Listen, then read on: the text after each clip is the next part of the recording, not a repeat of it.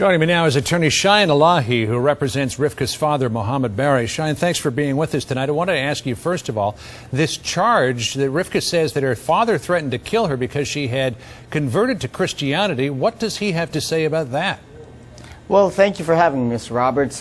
First of all, I think I need to tell you and your viewers that the judge basically put a gag order on us today, and basically I'm limited in my advocacy of my client tonight.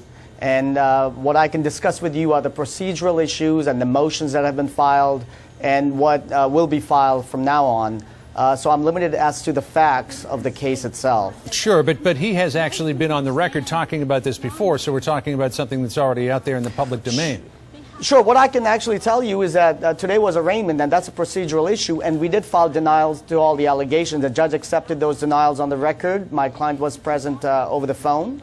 And so that was what basically happened today. He denied all the allegations. So he's saying that what she says is not true. She also said in a rather lengthy interview with a Florida television station that she fears being killed if she returns back home.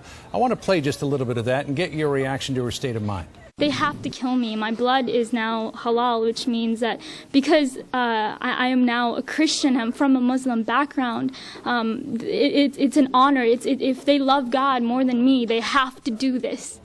So, Mr. Elahi, what do you have to say about that in her state of mind, this idea that because she is a Muslim who was converted to Christianity by Islamic law, it would be an honor killing to end her life should she go back home?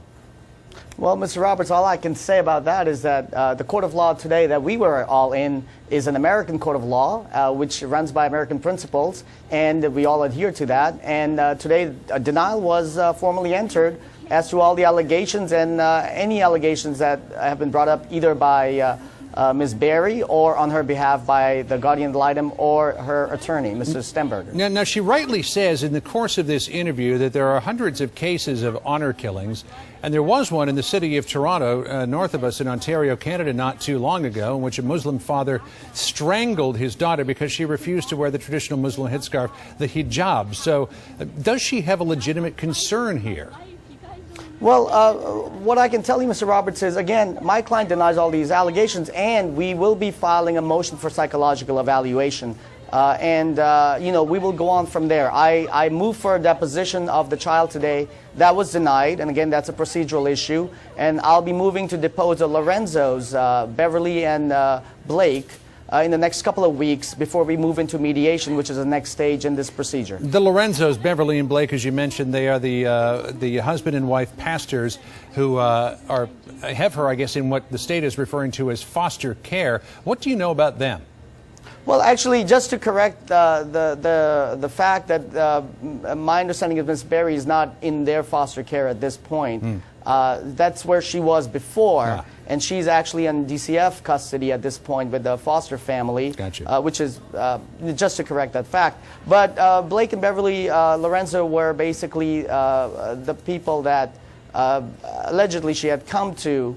And so again, going back to the procedure, what I wanted to mention to you was that I'll be deposing them, and that's another thing that would happen in the next couple of weeks. The judge has ordered mediation in this case, and as an officer of the court, I have to go to mediation with some information in my hands, and part of that would be to get depositions. The judge denied the deposition of the child, but I am free to depose Lorenzo's. All right, got you on that point. Now, there's some other claims that are being made by Rifqa through her attorney that I assume were talked about in court today. Allegations that she was sexually abused by an uncle, that her father hit her on at least one occasion. There was also a 35-page filing that I have here claiming that the Noor Center, which is the mosque that her father attends, is allied with Islamic extremism.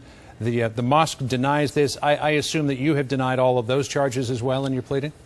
Well, Mr. Roberts, I represent Mr. Bary and not anybody else in this matter. And, you know, people can speak for themselves and defend themselves if they need to. What I can tell you, because of the gag order, with the limitations imposed upon me today by the court, is that we will be filing a writ of prohibition in the 5th District Court of Appeals and in our, state of Florida.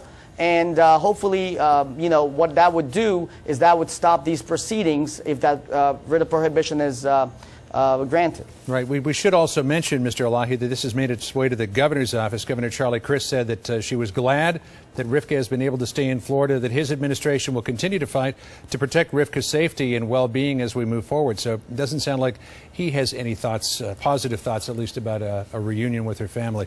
Shayan Elahi, good to talk to you tonight. Thanks for joining us, sir. Thank you.